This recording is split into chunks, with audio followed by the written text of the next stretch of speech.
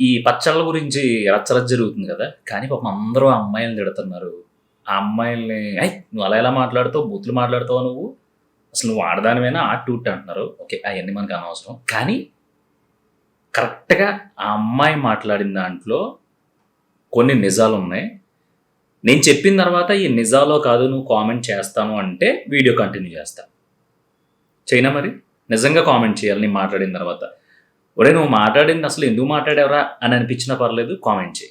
కానీ ఆ పాయింట్ ఎందుకో నాకు వాళ్ళు మాట్లాడారో, ఏదైతే తిట్టారో, ఏదైతే అన్ని పాయింట్ ఔట్ చేశారో కొనడానికి మెసేజ్ పెట్టిన అతన్ని, దాంట్లో మనకి అబ్బాయిలకి స్పెషల్‌గా ఓన్లీ అబ్బాయిల కోసం ఈ వీడియో పనిచేస్తదేమో అనిపించింది. అదేంటంటే, ఎందుకు ఇంత కాస్ట్ అన్న వెంటనే ఆ అమ్మాయి తిట్టడం మొదలుపెట్టింది. ఎలా తిట్టిందో మీరందరూ విన్నారు. ఆడోళ్ళు విన్నారు, మగోళ్ళు విన్నారు. అందరికీ తెలుసు కాబట్టి ఆ తిట్ల గురించి వదిలేయండి. ఆడి స్తోమతను పెంచుకోమని ఆ అమ్మాయి తిట్టింది. నిజం చెప్పనా? గుండెల మీద చేసుకొని చెప్పండి. ఈ రోజుల్లో అబ్బాయికి సఫిషియంట్ పర్చేజ్ పవర్ లేకపోతే, అంటే కొనుగోలు శక్తి లేకపోతే, అసలు ఆయన్ని పెళ్లి చేసుకోవడానికి ఎవడన్నా ముందుకొస్తున్నాడా? మనలో అనమాట. స్కిప్ చేయొద్దు వీడియో, వెనక్కెళ్ళొద్దు.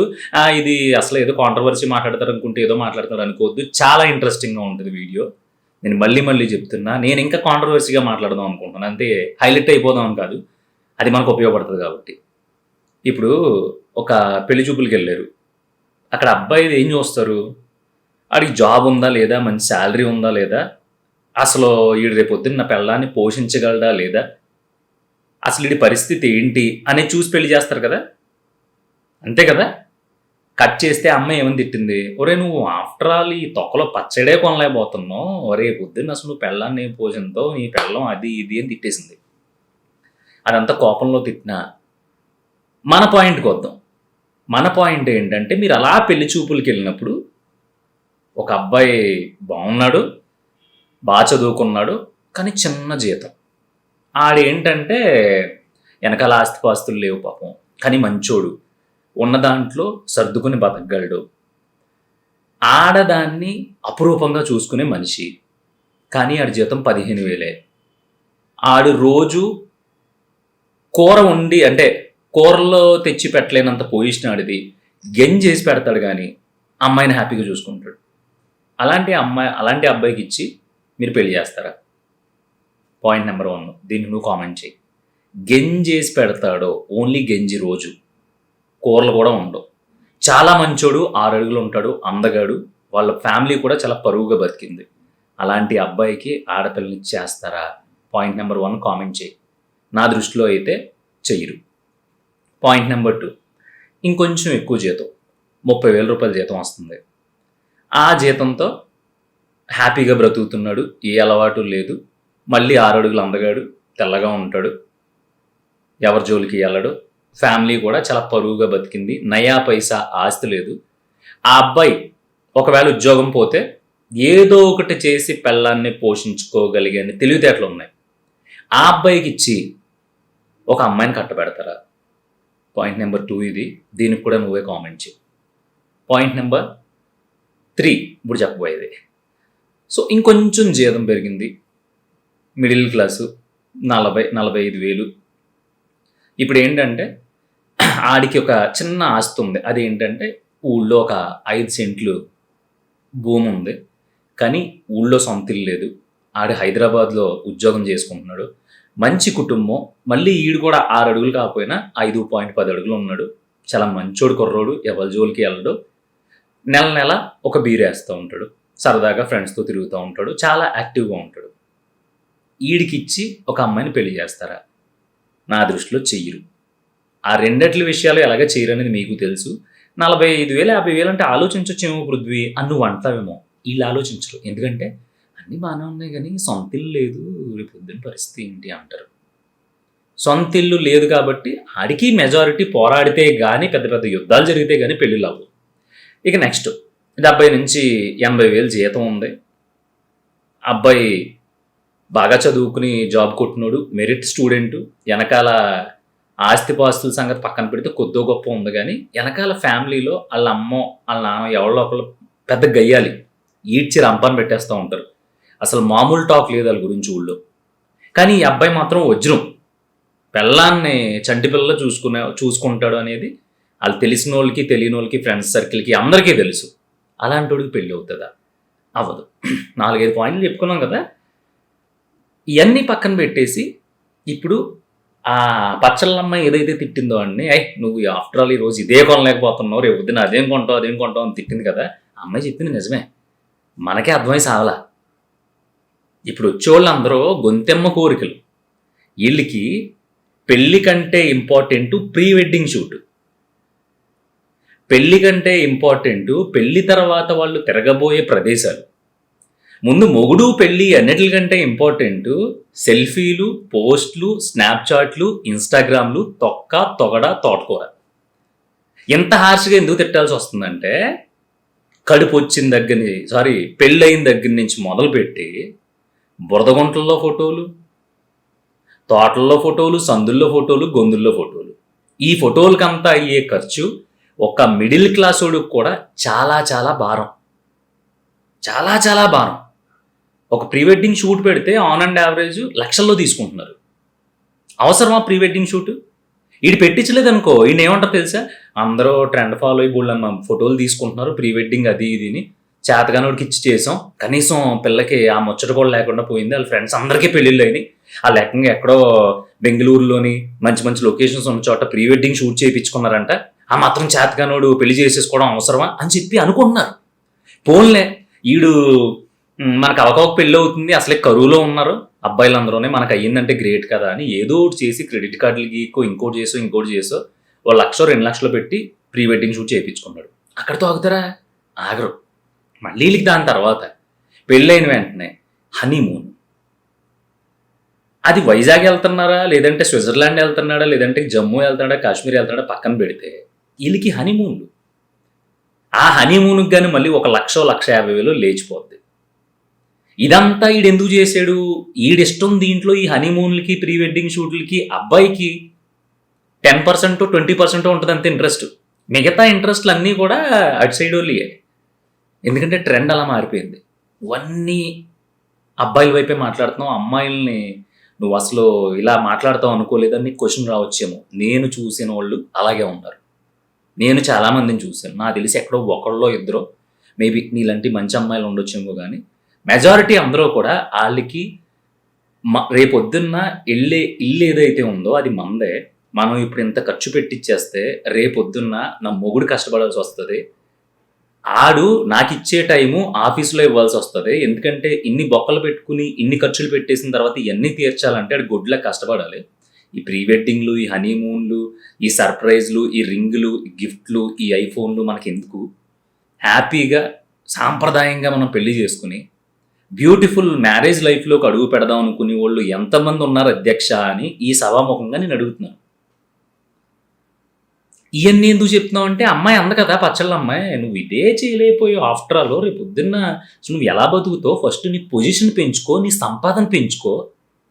ఎందుకంటే నీకున్న గర్ల్ ఫ్రెండ్లో నువ్వు పెళ్లి చేసుకునే అమ్మాయో రేపు పొద్దున్న మరి తేడాలు వచ్చేస్తే కాపురాలు. ఫస్ట్ నువ్వేం చేస్తావు అంటే పచ్చళ్ళ గురించి మానే, నువ్వు ఫస్ట్ నీ పొజిషను, నీ శాలరీ పెంచుకో, లైఫ్లో బాగుపడతావు అని చెప్పింది. ఎగ్జాక్ట్లీ 100% చెప్పింది ఆ అమ్మాయి. ఎందుకంటే చెప్పింది అమ్మాయే కదా. ఆ అమ్మాయి చెప్పింది అంటే దాని అర్థం ఏంటి? మగాడు అనేవాడు లైక్ ఏ ఏటీఎం. ఆ ఏటీఎంలో నుంచి డబ్బులు లాగే కొద్దీ కార్డు పెట్టే కొద్దీ రావాలి బయటికి. ఎప్పుడైతే డబ్బులు రాలేదో ఓ మిషన్ ఒక తాపు తన్నేసి చెయ్యి అమ్మ మిషన్ పని చేయట్లేదు తొక్కలాగా, ఎప్పుడు ఇదే ప్రాబ్లము, ఎప్పుడు ఈ ఏటీఎంకి వచ్చినా ఇంకా రాకూడదు ఈ ఏటీఎంకి అని చెప్పి మనం వెళ్ళిపోతాం కదా. అలాగే కొన్ని రోజులు కాలికి విసుగొస్తుంది.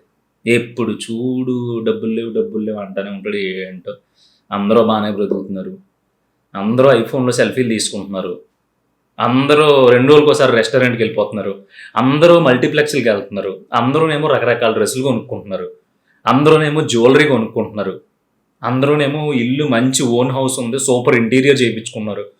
నా కర్మ కాలిపోయింది, ఎదవం చేసుకుని ఇచ్చాను. ఈడేమో ఈడి పొజిషన్ పెంచుకోడు, ఈడి జీతం పెంచుకోడు, ఈడి తెలివితేటలు పెరగవు, ఈడు కొంచెం కష్టపడతాడా అంటే ఎప్పుడు అక్కడే కష్టపడతారు కానీ జీతం మాత్రం పెరిగి సావదు.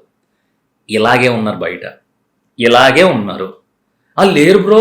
మేము అలా కాదు. మేము చాలా ఇది, అది అంటారా? మీరు ఉన్నారు. చాలా తక్కువ శాతం అర్థం చేసుకునేవాళ్ళు. చాలా అంటే చాలా. చాలా అంటే చాలా. Very less. 100 మంది ఆడపిల్లల్లో నాకు తెలిసి లెక్క పెట్టేయచ్చు. ఇలా అర్థం చేసుకుని పోన్లే మనదే గదా! ఎందుకులే గదా! అని.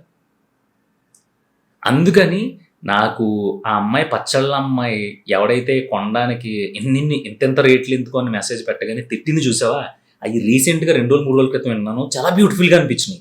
అయి జీవిత సత్యాలు. ఎందుకంటే తిట్టింది కూడా ఒక ఆడపిల్లే గాబట్టి. అలాంటి ఆడపిల్లలు ఎంతమందున్నారు? అలాంటి మెంటాలిటీ ఉన్నోళ్ళు ఎంతమందున్నారు? ఆ అమ్మాయి మెంటాలిటీ కాకపోయినా, అసలు ఆ అమ్మాయి ఎంతమందిని వాళ్ళ ఫ్రెండ్స్‌ని, వాళ్ళ చుట్టాలని ఆళ్ళని ఈళ్ళని చూసి, "ఒరేయ్ ఎదవా! నువ్వు పచ్చళ్ళు కొనడానికే ఇన్నారాలు తీస్తున్నావు. దయచేసి నువ్వు ఇదంతా పక్కన పెట్టేసి నీ బతుకు మీద కాన్సంట్రేట్ చెయ్యి. నీ నీ సంపాదన స్థాయి పెంచుకో. నీ స్థాయి పెంచుకో. ఫస్ట్ నీ పొజిషన్ పెంచుకో. నువ్వు మంచి జాబ్ తెచ్చుకో. నువ్వు మంచి పొజిషన్‌కెళ్ళు" అని ఆ అమ్మాయి తిట్టిందంటే, ఆ అమ్మాయి చుట్టుపక్కలుండే ఆడోళ్ళని ఎంతలా అబ్జర్వ్ చేస్తే పర్టిక్యులర్‌గా ఆ పాయింట్ మీదే తిట్టింది. ఒక్కసారి కరెక్ట్‌గా ఆలోచించు. మళ్ళీ ఎళ్లి ఆ ఆడియో వినేసొచ్చిన వీడియో చూడు. నేనేమి టైమ్ పాస్‌కి లేదంటే అదేదో టాపిక్ ట్రెండింగ్‌లో ఉంది కదా! అని మాట్లాడడానికి రాలా. ఒరేయ్ అబ్బాయిలు, మనం మన పొజిషన్‌ని స్ట్రాంగ్ చేసుకోకుండా, మనకి సరైన సంపాదన లేకుండా, మనం గాని ఈ పెళ్లి, ప్రేమ ఇలాంటి లూప్‌లోకి అడుగుపెట్టామనుకో, ఖచ్చితంగా కాపురాలు నిలబడవు. ఎందుకు చెప్తున్నానంటే, నేను నా కళ్ళారా చాలా మందిని చూసా. ఒకడికి సంపాదించలేని స్థాయి లేకపోతే, అది కూడా ఒరేయ్ మామూలు సంపాదన గాదు. చాలా హై స్టాండర్డ్స్. ఆళ్ళకి అప్పటిదాకా అది మామూలుగా నార్మల్ పంజాబ్ డ్రెస్ ఏసుకునే బ్రతికింది. ఏదో ఇంట్లో ఇడ్లీ ఎత్తే ఇడ్లీ, ఉప్మా ఎత్తే ఉప్మా తినే బ్రతికింది. ఇంకోటి చేసింది, ఇంకోటి చేసింది, ఇంకోటి చేసింది. అలా కామన్‌గా బ్రతికిన ఒక అమ్మాయి టక్కుమని పెళ్లయిపోగానే, పెళ్లి చేసుకోగానే విపరీతమైన యూఎస్ మెంటాలిటీ క్రియేట్ అయిపోయి, కొండ మీద కోతిని తీసుకురమ్మంటే ఎలా కుదురుద్ది? 1,30,000, 1,40,000 రూపాయల ఐఫోన్‌లు కొనమంటే ఎలా కుదురుద్ది? ఇక్కడ కాదు. అసలు జీవితంలో ఒక్క ట్రిప్ కూడా ఎయ్యకపోతే పెళ్లయిన తర్వాత అది శోభనమే కాదు, అది సంసారమే కాదు అని చెప్పి గోవా ఎళ్దాం, మలేషియా ఎళ్దాం, సింగపూర్ ఎళ్దాం, జమ్మూ కాశ్మీర్ ఎళ్దాం, కన్యాకుమారి ఎళ్దాం, ముంబై ఎళ్దాం, తొక్కెళ్దాం, తోటకూర ఎళ్దాం. ఆ ట్రిప్‌కి ఎంత అవుద్దనేది ఆళ్ళకి అనవసరం. ఎళ్ళాలంతే. లైఫ్‌లో ఒక్కసారే కదా జరిగేది పెళ్ళంటే. లైఫ్‌లో ఒక్కసారే కదా జరిగేది హనీమూన్ అంటే. ఈ కొటేషన్‌లు పెట్టుకుంటారు మళ్ళీ. Pre wedding షూట్‌లు. కడుపొస్తే మళ్ళీ కడుపొచ్చినందుకు నాకు కడుపొచ్చిందని చెప్పుకోవడానికి ఫోటోలు. అలా కాకుండా బేబీ షూట్‌లు ఈ మధ్యన. బేబీ షూట్‌లు దానికి లక్షలు. ఇయన్నీ ఎందుకు? అంటే ఏంటి? నువ్వు ఇయన్నీ సొసైటీలో నేను హనీమూన్‌కెళ్ళాను. నేను పెళ్లి చేసుకుంటున్నాను. పెళ్ళికి ముందు నేను మీ అందరిలాగే ప్రీ వెడ్డింగ్ షూట్ చేపించుకుంటున్నాను. నాకు పిల్లలు పుట్టారు. నా పిల్లలకు కూడా నేను బేబీ షూట్ చేపిచ్చాను. ఇయన్నీ నువ్వు బయట చెప్పుకోవడానికి మాత్రమే. లేదనుకో, అసలు పెళ్ళికి ముందు ప్రీ వెడ్డింగ్ షూట్ అనేది ఎందుకు అంటే నీ దగ్గర ఆన్సర్ లేదు. మెమొరీ అంటున్నావు.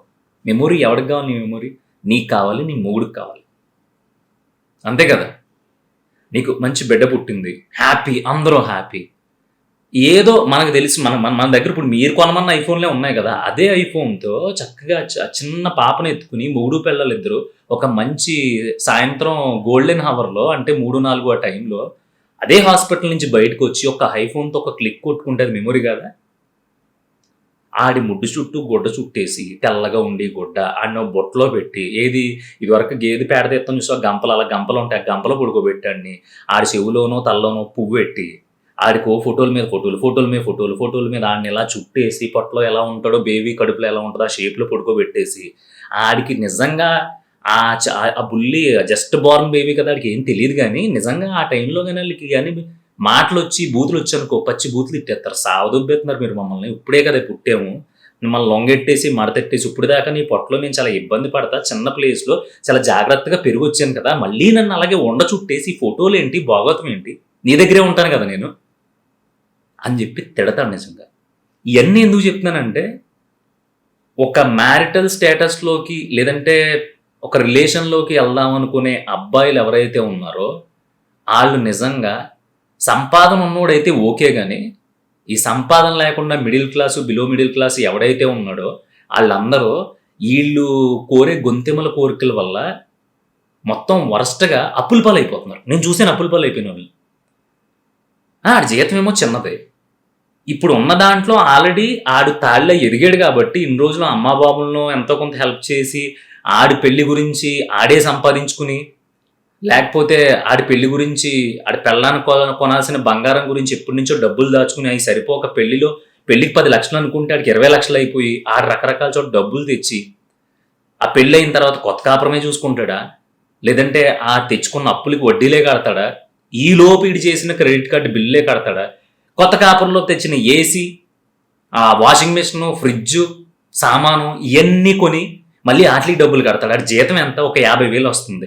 హైదరాబాద్లో 15,000 పెడితే కానీ రెంట్కి రావట్లా. 15,000 పోయింది. తీసే ఇంకెంత ఉంది? 35,000. 35,000 పాలుకి, డీమార్ట్లకి, సరుకులకి అన్నిటికి కలిపితే 10,000 పోతాయి. ఇంకెంత ఉంది? 25,000. 25,000లో మళ్ళీ కొత్తగా పెళ్ళైన వాళ్ళు కాబట్టి ఇలా అటు తిరిగి ఇటు తిరిగి చాలా జాగ్రత్తగా విపరీతంగా అర్థం చేసుకుని పెళ్ళాన్ని దొరికేసినా సరే ఆడు బయట కొద్దో గొప్ప సినిమాకి తిరిగితే ఒక 5 కిలోమీటర్ల స్పాన్లో మళ్ళీ నెల నెల వాళ్ళిద్దరు పెట్రోల్, పర్సనల్ ఖర్చులు అన్నీ కలిపి 10,000 పోతాయి. ఇంకెంత మిగిలింది? 15,000 మిగిలింది.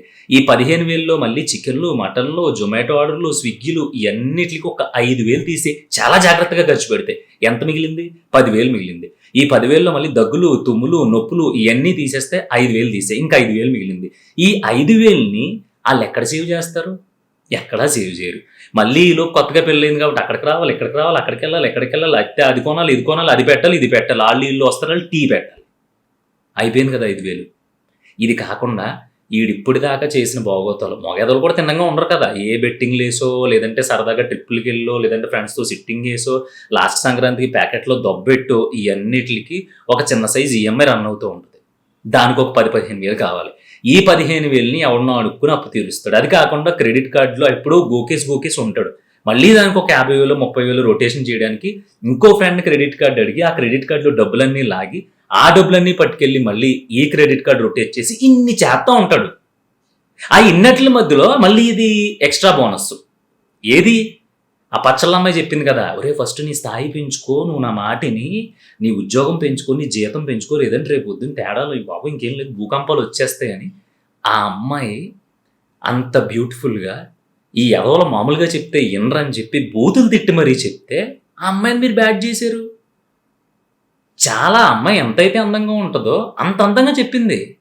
అది మనం అబ్బాయిలు సరిగ్గా ఓపెన్ మైండ్తో, బ్రాడ్ మైండ్తో, out of the box think చేస్తే డీకోడ్ అయిన విషయం నాకైతే ఇది. ఇప్పుడు నువ్వు చెప్పు, ఆ అమ్మాయి కరెక్ట్గానే తిట్టింది కదా, సరిగ్గానే తిట్టింది కదా, 100కి 1000% ఆ పచ్చళ్ళ అమ్మాయి చెప్పింది నిజమా కాదా? ఇప్పుడు కామెంట్ చేయ నువ్వు.